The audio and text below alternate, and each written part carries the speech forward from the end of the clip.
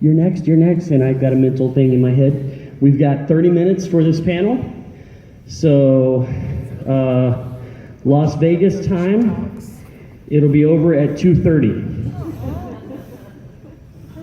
2:30. When do you know when you have to go to the dentist? 2:30? Telling you, my dad jokes are on point. All right, ladies and gentlemen, so where'd my DJ go? Max!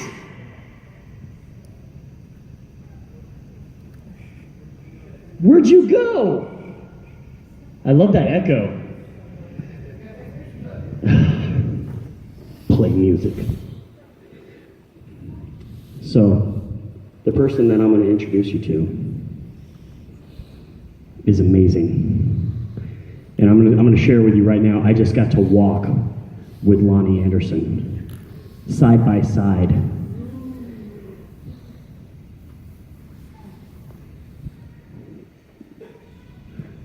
Okay.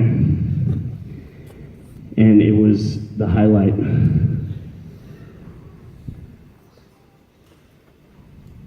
There's no words. There's no words. So what I'm going to do is I'm going to introduce her, and I want you to just bring it up from deep inside. So without further ado, ladies and gentlemen, I want you to put your hands together, make a big, loud, round of sound for the beautiful, the wonderful, the amazing Miss Loni Anderson!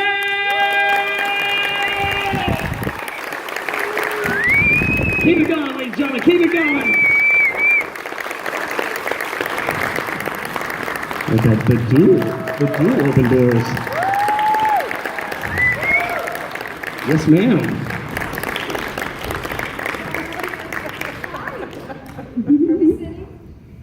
Yes. Yes. I have one of those stage voices. That's where I started, so I can hit the back row.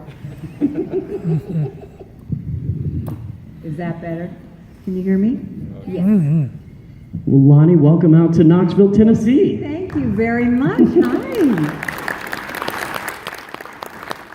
This is my very first time, I think, in Knoxville, because I went on a book tour that I don't remember a lot of, except that I went from one fancy hotel room to another, and they were so excited to book me on this book tour. And every hotel I went in, they said, "Aren't your rooms beautiful?" You go in, you go, "Oh, this is beautiful. Good night."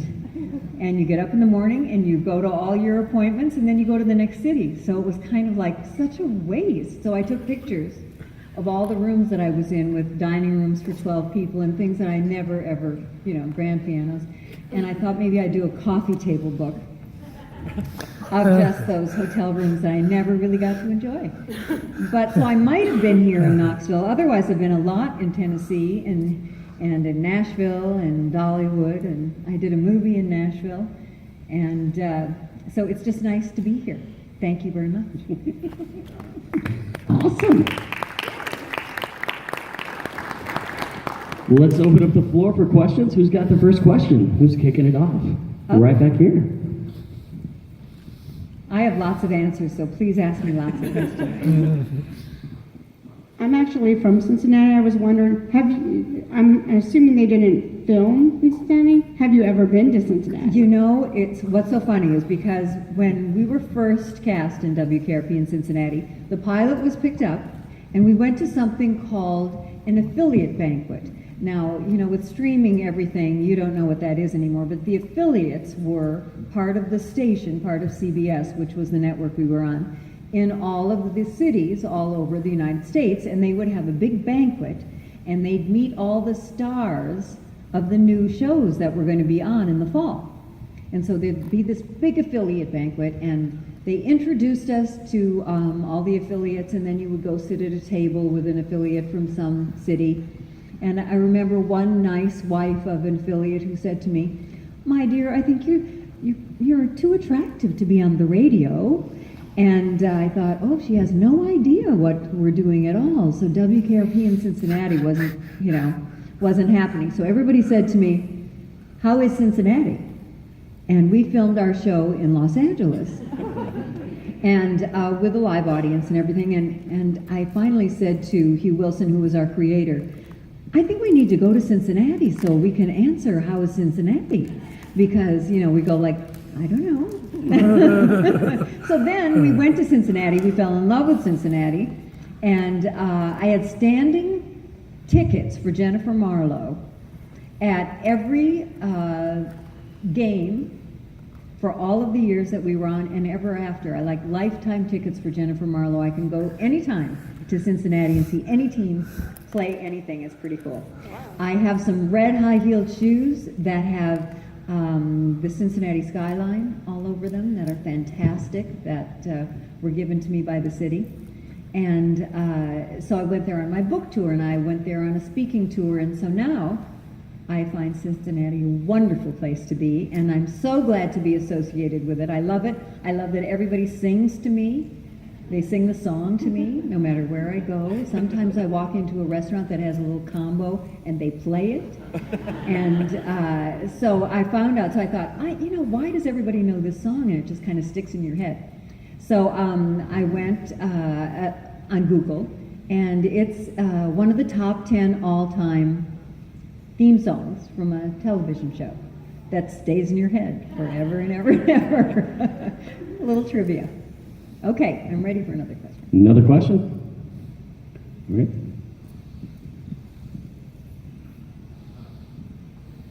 What is your favorite movie that you've ever acted in?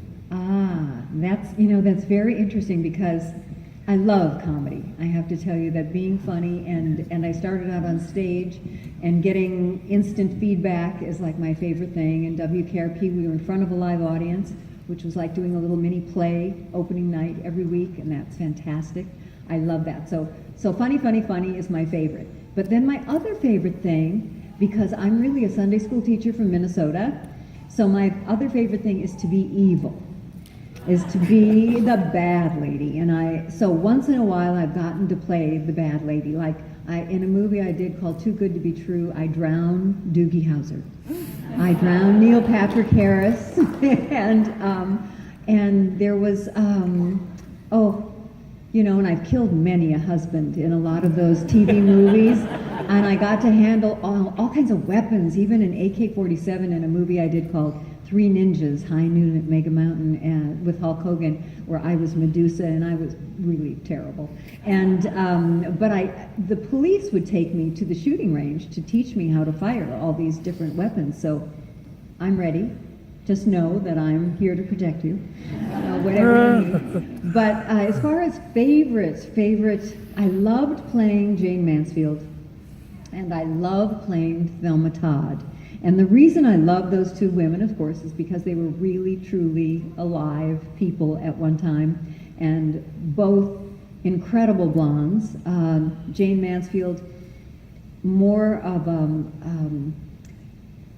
Kim Kardashian kind of. I mean, she was an actress, yes, but she knew how to sell herself, and so she had that incredible. Everybody wanted to see her.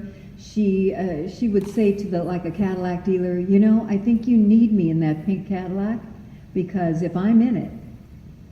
So she would just negotiate, and then all of a sudden she'd end up with the car, and she'd be driving around in it, because she said, people see me in this car, they're going to want to buy it. And so she promoted herself. And I love that her husband was still alive, Mickey Hargitay, when I did the movie. Mariska, her daughter, Mariska Hargitay, came to the set as a young girl. She and my daughter were both in the same sorority at UCLA. And then Mariska and I did a Gambler 5 movie together with Kenny Rogers. And then her dad flew in to our location just to be with us and to take family photos. Like I was really like part of the family. So I loved playing that character, and I loved hearing about her. And she was really tragic and close to my heart. And Thelma Todd, of course, died a long time ago, but she was so interesting. There's a building on Pacific Coast Highway in California that I pass at least once a month, and it's where she was murdered. And we shot there. We actually did some of the scenes there, and I always give her a little salute as I pass. But I liked playing her because she was funny. She worked with the Marx Brothers. She was kind of a Laurel and Hardy kind of actress, and being a really pretty blonde that usually didn't happen, that you did the slapstick kind of comedy. And it was reported, rumored, that she was killed by Lucky Luciano, who had her bumped off. And that was the movie took that tack in it. So that was the story. And I love the costumes, beautifully produced movies, both of them, when you do a period piece. And you get to wear all those incredible clothes and have platinum blonde hair and beautiful body makeup all over you. So nobody can even touch you, because if they touch you, it's like you get a bruise practically, because you have all this beautiful skin. So those were really my favorites to do. Yes? How did you get started in the theater? So, I was the kid, that awful kid in your neighborhood who put on shows in the garage and charged all the neighbors. I directed several shows in my garage. I was about 5.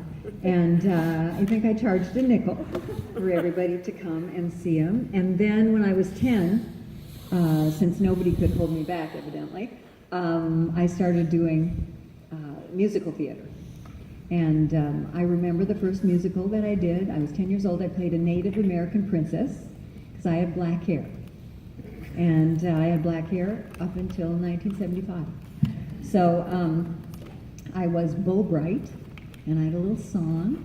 And so I loved being on stage. Again, I loved the feedback from the audience. So then I joined all the little theater groups in our community. And then when I was in high school, I did little theater. And then when I went to college, I minored in theater and majored in art. And I got an education degree. I did lots of plays in college, lots of musicals. And then after I got out of college, I was teaching art at a high school. And I shouldn't have been. But I was too young for the kids. And you know, if you have teenagers, you know that art looks like an easy A. So I'd have all the incorrigible kids in my class, and they were 17 and I was 22. And so I went and taught at a girls' school, and that was good. And then I got, there was a notice in the newspaper about they needed an equity actress. I wasn't in equity, that's the Stage Actors Union. And they said if you would come and audition and you got the part, then you could join equity. And it was for a play called Born Yesterday.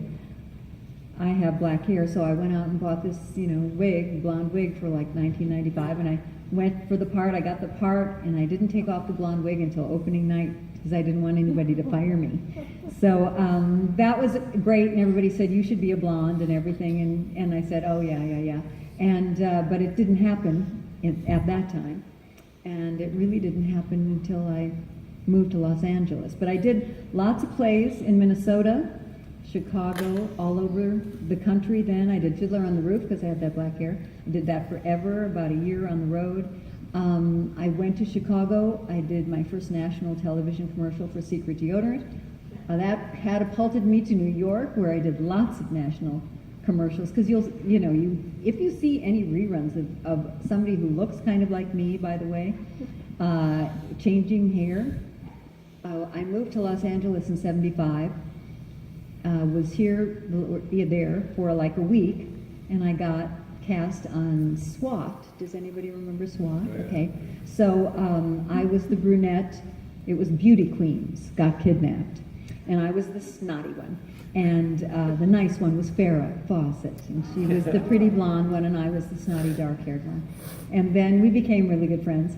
And then after that, I played her roommate on something called Harry O with David Jansen. We were flight attendants. And then I went blonde, and Farrah and I never worked together again. But we were friends always. So blonde really didn't happen until right around WKRP, and I intended it to be temporary. And it just took me over. And that was it. That's who I was, and I had no preparation for celebrity. I was a working actress. I loved being a working actress. I was kind of a chameleon. I could be funny, I could be serious, I could be any color hair I wanted. And all of a sudden, I was a blonde celebrity. And there's no class to prepare for that. I have to tell you that it changes your life forever. And I'm really glad, most days I'm really, really glad that I wouldn't trade it for anything. But it was something to get used to. Yes. Question right up here. The characters on WKRP are so goofy, like the Les Nessman and Herb. How did you all keep it together, like just to record the show? I have to tell you that we didn't keep it together a lot of the time. So because we were all one another's biggest fans, so, and sometimes we'd sit out in the audience while somebody else was rehearsing their scenes just because we couldn't just go to our dressing room and wait because we loved what everybody was doing so much. So our producer realized that we cracked each other up. So he did our show on Thursdays. We camera blocked, something called camera blocking, where we were supposed to stand so the camera could find us, and then he would shoot it. So it was already basically done and in the can by Friday. So there it was, a completed show without an audience. And then Friday night, we had an audience, and he ran it like a play. So if we cracked each other up, or if we goofed, or whatever happened, it was so much fun because he would just plug in something from the day before that wasn't messed up. So the audience loved coming to our live Friday nights because anything goes, and they would get in on something special. So we always had a full house. It was really fun. But really beautifully well drawn out characters. And Frank Bonner and Les Nessman were my two favorite people to watch rehearse. Richard Sanders, who played Les Nessman, was meticulous in his, every moment was planned out.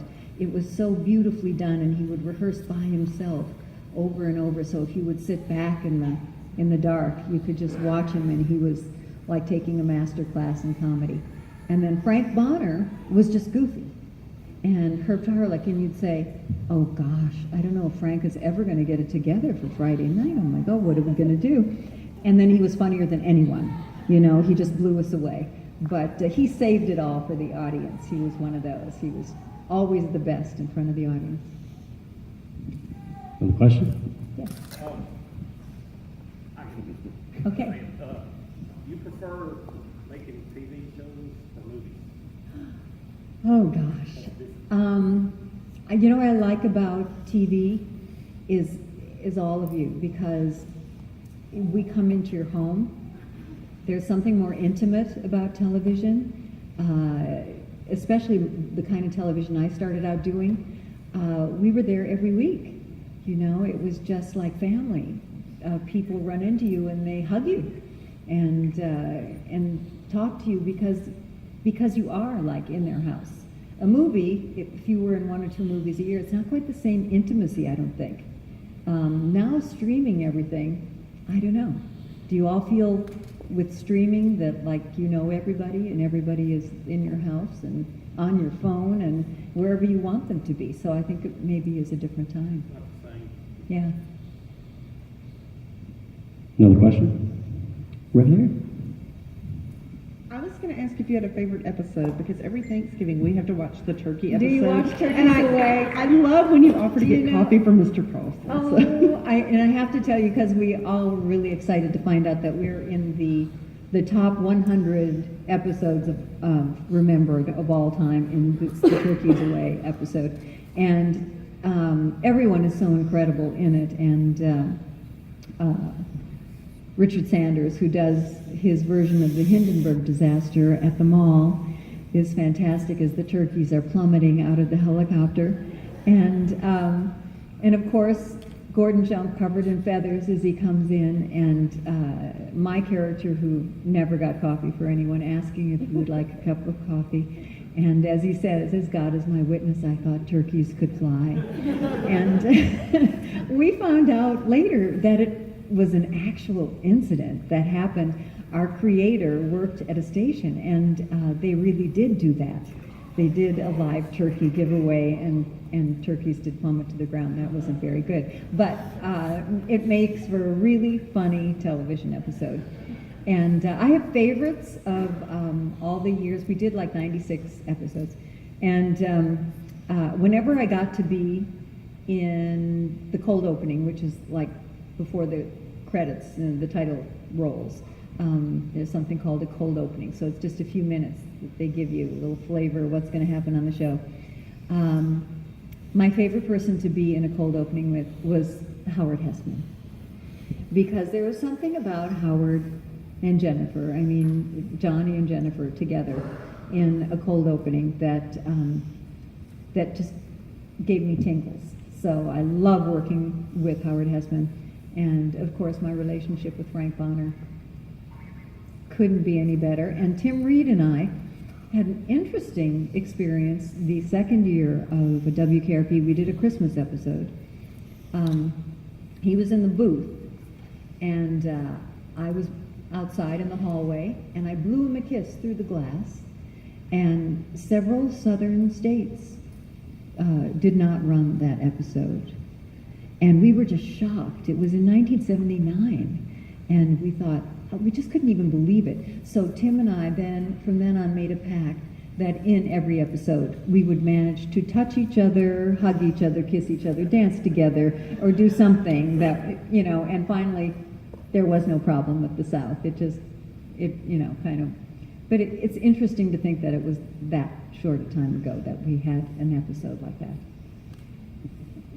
Anything else? Another question? Yes. Who was your favorite co-star to work with?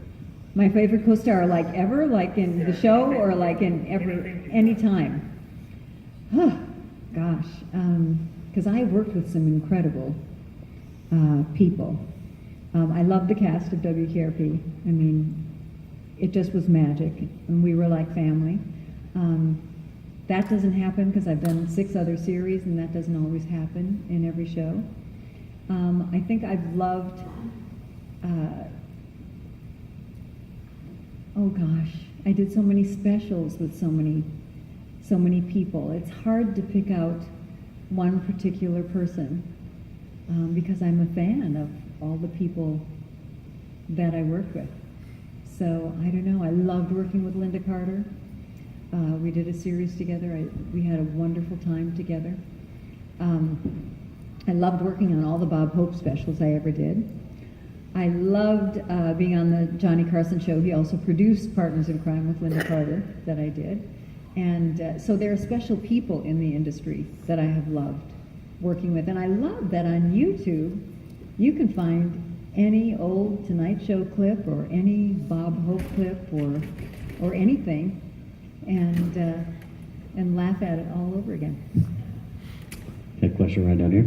Hello. Any current movies or TV shows you're going to be working on? Yes, I just did a pilot for, and here's a whole different kind of TV for me, streaming television. So, when we did WKRP, there were 3 networks and 3 hours of prime time a night. So, and that was it. So everybody, a third of the nation was pretty much watching you that night. Now that's not the case. So streaming TV for me, oh, and by the way, we used to get memos if the studio was too cold and my nipples showed through my blouse or something, we got a big memo from CBS. Like, we're in the 8 o'clock family hour. You can't be having any nipples showing. And over on ABC and Charlie's Angels, they had ice cubes and stuff, making sure that they were all their nipples were showing. So it was just a different time in television. It was so innocent. And Johnny Carson had a pot plant growing in his apartment, and somehow standards and practices never got it, so they never even took it out. It was always there. And so, that's different. So streaming TV for me now, I did this pilot, and there's nudity and there's profanity, not me, in this episode, this pilot. I am not nude, and I am not speaking any profanity, but everybody around me is. And so it's just a whole new experience to me to think that if they pick this pilot up for Amazon, It will be on Amazon, and it will come to you in a big chunk, and you could sit down and watch all the episodes together. And I don't know how. I mean, I certainly am into that. My husband and I are always watching something that's streaming. So it's very exciting for me to think that I've started in that kind of television and that I would see this happen. It's certainly 500 scripted shows that you get a choice to watch. How could you possibly sample them all? Different from when we were on TV and we were all that was there. So I don't know if there will be TV stars like us in the future at an event like this because it's so diverse. So the good and the bad.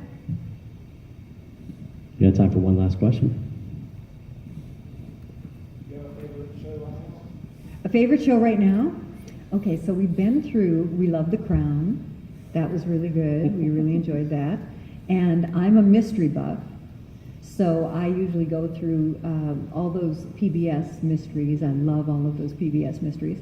And but right now we've just discovered that something that evidently we're the last to discover it, called The Killing, that started on AMC and is now on Netflix, and wonderfully done show. And then I love Grace and Frankie because I think, you know, these are grown-up people and they have funny problems like I have, and I enjoy it. I know that it's wonderful to see older women tackling some of the issues we have to tackle because there are not a lot of older people on television. It seems to just get skewed younger and younger and younger. And Europe, England especially, doesn't do that. You know, everybody works all the time, no matter how old they are. So that's what I'm watching at the moment. Awesome. Well, ladies and gentlemen, put your hands together for the beautiful Loni Anderson.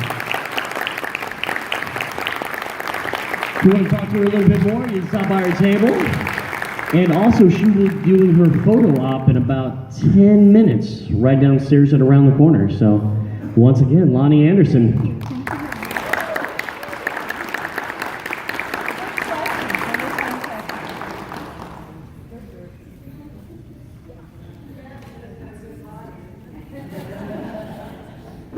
I work really hard.